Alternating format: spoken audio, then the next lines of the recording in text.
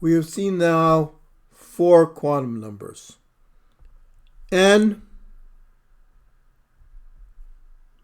L, ML, and MS.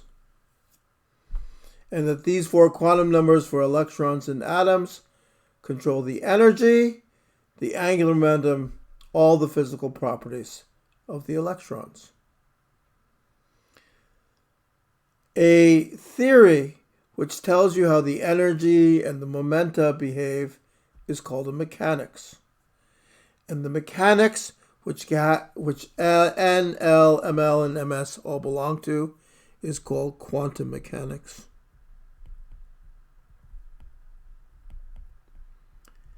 It turns out it's a theory completely different from any previous theory. The theory of the mechanics of the electron is completely different from that of any previous object that had been studied. And the people most responsible for the discovery of quantum mechanics, the person most responsible is Werner Heisenberg, seen here when he was an older man. And he's the most important person discovered, and I would say probably the second most important person is Erwin Schroedinger, shown here. And compare these two pictures, Heisenberg and Schrödinger.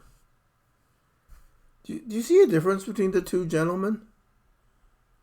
In the Schrödinger picture, I have no idea what's actually going on, but it looks like he's trying to decide whether he should smoke his pipe or drink his wine. While with Heisenberg, I just have a sense of a great intellect. Both of them are the founders of one of the most incredible fields of physics, quantum mechanics, of deep importance. And they're both, of course, incredibly major figures in the field of science. And I guess I have a story here, which is that you will have, as scientists, a chance to meet great scientists. And this story is about what you shouldn't do. Heisenberg died in the early 1970s, and I know this very well because I was in college in the 70s, and when I was a sophomore, I was on the phone talking to my parents, and my father said to me that Werner Heisenberg, who's German, was coming to the house for dinner, and would I like to join them for dinner? And I remember finding out what day the dinner was, and then I saw that I had a prelim the next day, or maybe even the day after that, and I remember saying, I have a prelim the next day, I just can't come. And I hope that you can learn from the story. That's not how you're supposed to behave. You're supposed to have dinner with Werner Heisenberg if you can. And anyhow, I never met Dr. Heisenberg, and that's that for that story. But I did, of course, later on learn about his work. And Heisenberg is very famous for his uncertainty principle.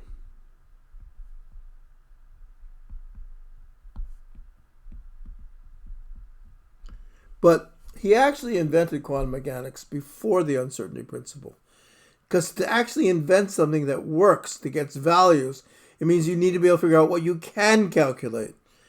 I call it the certainty principle. So Heisenberg, in addition to an uncertainty principle, came up with a field of physics, quantum mechanics, which tells you that certain things can be known with certainty. And in the case of atoms, energy, angular momentum, directional angular momentum can all be known simultaneously.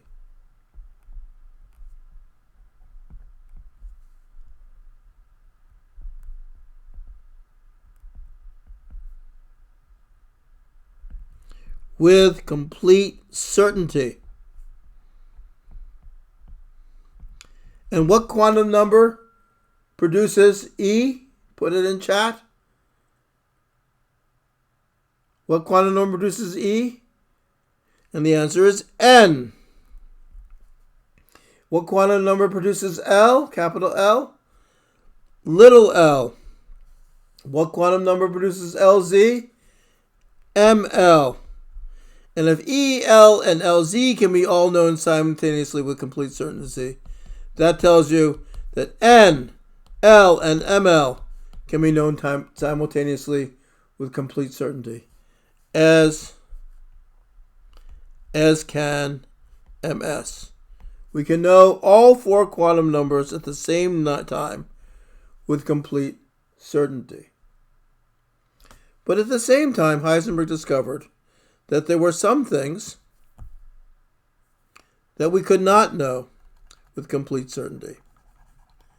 And the most famous example is P,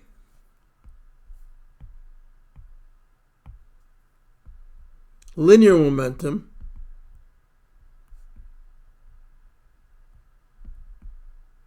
and X, position, cannot be known with complete certainty.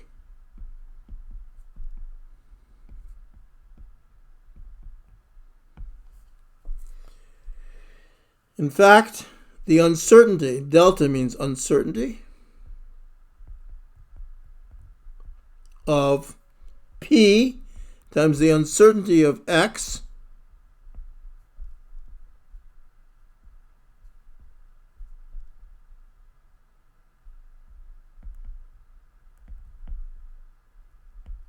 is OS greater than or equal to h over 4 pi, where h is Planck's constant. So you cannot know momentum with complete certainty and position with complete uncertainty. And I will give you just one example of that. Imagine that this pen that I've got here is a laser pointer. A laser pointer emits red light. So here's my laser pointer, and it's emitting red light. And it's going in the direction. I'm pointing my laser at the moon. I know the exact direction it's pointed. And red light has a lambda equal to 700 nanometers. And P equals h over lambda if I know exactly the wavelength of red light. Put in chat, do I know exactly the momentum? Put it in chat. And the answer is yes. I know exactly the momentum. If I point my laser pointer at the moon, at some object very far away, I know exactly the direction it's traveling, and I know exactly the wavelength. I know exactly its momentum. According to this relationship, can I tell anything about the position? So delta P in this case for a laser pointer equals 0. I know exactly the momentum. And therefore, delta X must be equal to what? Put it in chat. Well, if delta P times delta X is greater or equal to h over 4 pi, and delta P equals 0, delta X must be infinity. I know nothing about the position. And now, here's my laser pointer. I would know its position if I could see the red light. This laser pointer is pointed at the moon. Anywhere between here and the moon, can I see the red light of the laser? Or do I only see it when it strikes the moon and the waves start traveling in a different direction? I cannot see the laser, the red light, until it hits the moon, which means I know how much about the position. If you can't see something, can you tell its position? And the answer is no. And so the fact that you cannot see, next time you have a laser pointer, just turn it on and see if you can see the laser pointer between where it starts and where it hits the screen or the wall, and you'll discover you can't see it. And that's because you know exactly its momentum. You cannot know its position. And that's an example of the uncertainty principle.